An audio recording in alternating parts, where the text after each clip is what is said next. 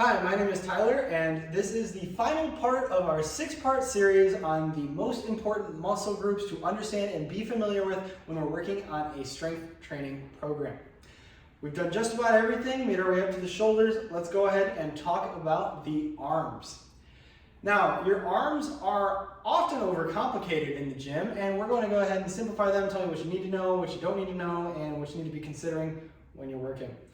So, we're going to go ahead and work our way down the arm, starting with the biceps brachii, the biceps here. The biceps, as you can tell by the name, bi meaning two, has two heads, and that is going to be the short and the long head. Now, a lot of people put way too much emphasis on working the short versus the long head. The long head, which is the green section over here, is going to cross the shoulder, whereas the red section is not. This is important because we can bias them just like we can bias different parts of the legs, but it's very unimportant unless you are an advanced trainee. For most individuals, the simple function of the biceps being elbow flexion is going to be plenty to engage the biceps, and a simple standing curl will be plenty of work. If you do feel the need to bias either part of the biceps, you can do so by externally or internally rotating the shoulder. A good example of this would be an incline curl with an emphasis on the external rotation to work the long head of the bicep, which is going to be more responsible for the peak of the biceps, whereas a concentration curl with the elbow rotated so that the shoulder is rotated inward is going to work the short head, which is going to be more responsible for the width of the bicep. So if you've been training for a couple of years and you notice a little bit of lopsidedness to your biceps, they could be taller or wider, but not both, then it may be worth throwing a little bit of bias work. But other than that, it's not too important to worry about biasing different parts. Now, we do have multiple elbow flexor muscles, being the brachialis, brachioradialis, and the biceps brachii. So we want to make sure the biceps are biased in our curls. They are going to be biased and not completely isolated, but it will feel almost like complete isolation in the way that we're curling because we are going to make sure our palms are pointing straight up. This is going to involve the biceps most as opposed to the brachialis and brachioradialis when we're curling. So we want to make sure we have this palms up position.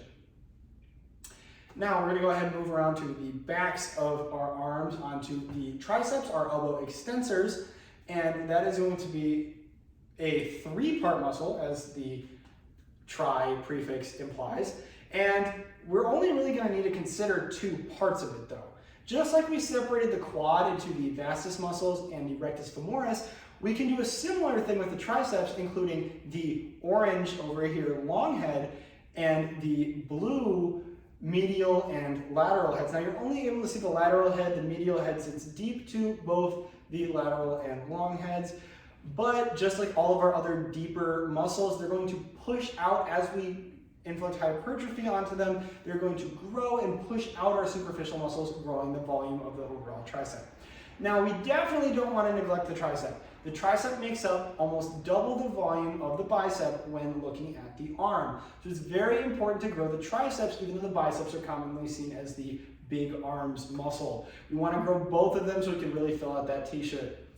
Now, the triceps, as I mentioned, are going to perform elbow extension. The biasing mechanics for this are a little bit more important, not because it matters to bias the long or not long heads of the tricep, but because many of the common motions we're going to be doing for the triceps are going to be biasing the triceps.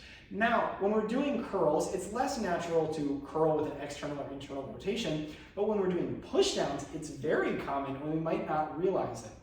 It's a similar idea, however, not the same as the biceps.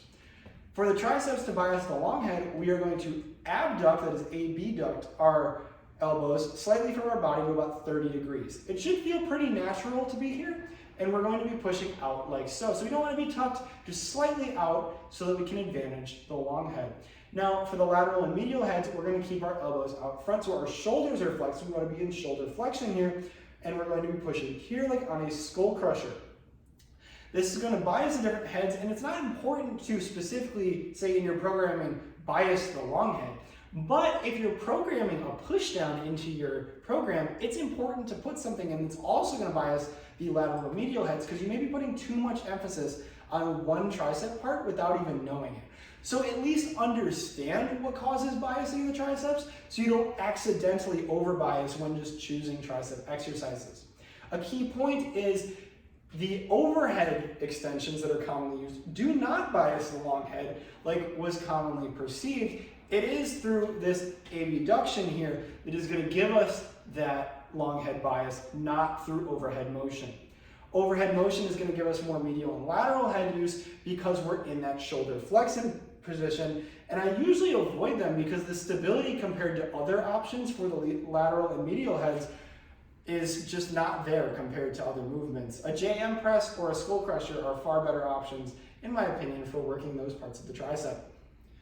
Now we're going to go ahead and move to our hidden, our purple muscle in there. You can barely see it. The brachialis lies deep to the biceps brachii. You can see a little bit of it, but it's also going to cross that elbow and be a very strong elbow flexor.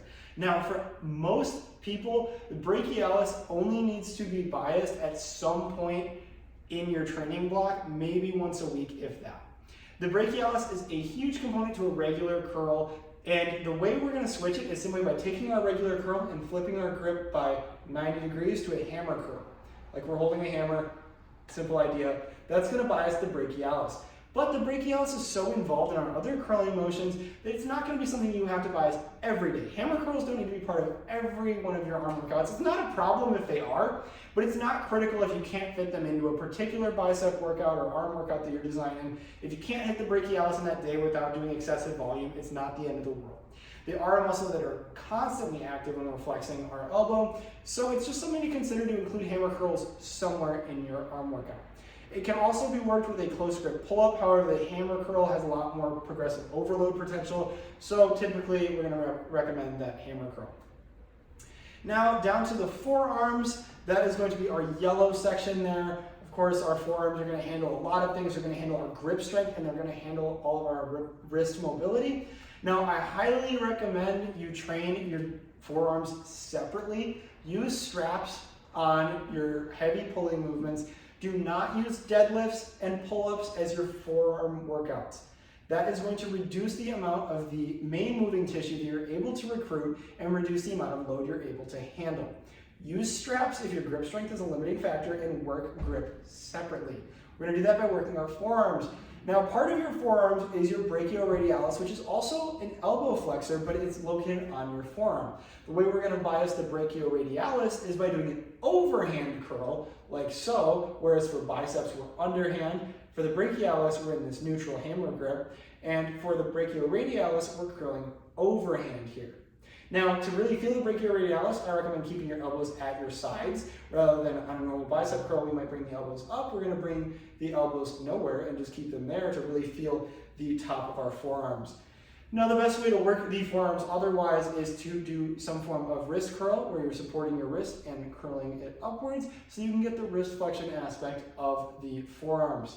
There are also several other exercises you can do, including rolling the forearms and a simple dead hang where you're hanging and holding your body weight to improve grip strength. But I highly recommend, just like core, not relying on the strength of them improving from compounds and instead using them in a separate part of your training so you can really target them and make sure they're not the weak link. You want the tissue you're targeting on a compound movement to be failing, not your forearms and your core.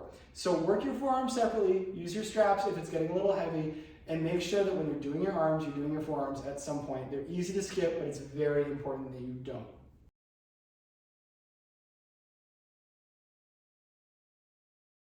All right, so we've gone over everything in our arms. We know what all the muscles are that we need to consider.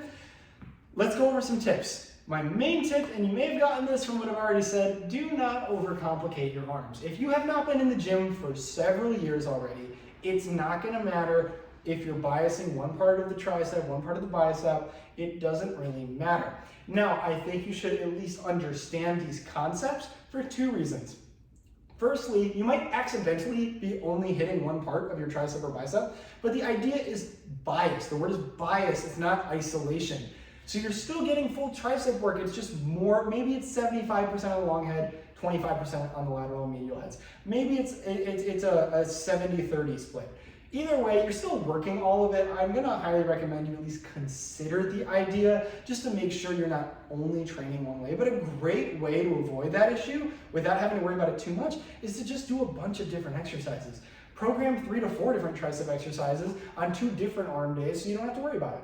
Same thing with biceps, but you should also understand these principles because you're not always going to be a beginner if you are a beginner. You're not always going to be intermediate if you are intermediate. And it might come a day where you look at your biceps and decide that they need to be taller by a lot and the width is where you want them and you need to work that long head a little more. Or you might find that from the front your triceps don't come down as much as you would, so you need to work the long head. Or from the side they don't come out as much, so you need to work the lateral head. That might happen. But until you're in that advanced stage, it's not going to be super important. Now, once you become more advanced, especially with the triceps, it does help to split your exercises between a long head bias and a medial lateral head bias. For the biceps, it's really not going to matter that much unless you truly have imbalances.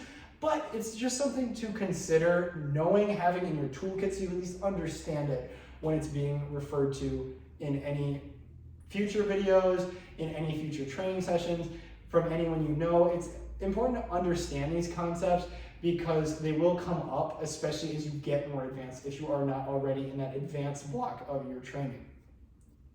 Now, my other tip is to make sure that you are training arms in a way that has high control.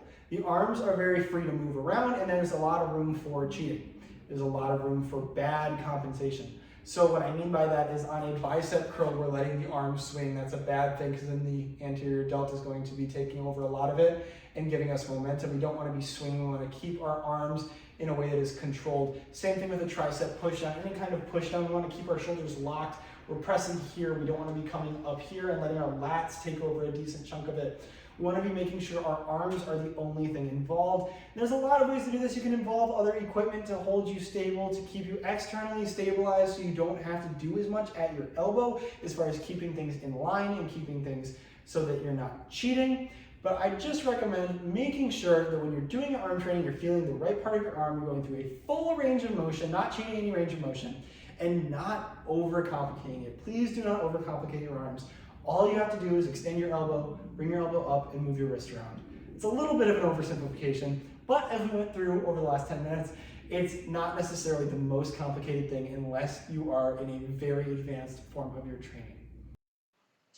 And that's about going to wrap it up for this one. Thank you so much for watching. If you like this content and want to see more fitness content from EPT, go ahead and subscribe here for more videos, as well as on Facebook and Instagram at EPT Evanston. And if you haven't already, check out our free fitness tracking app on the App Store for free, available now.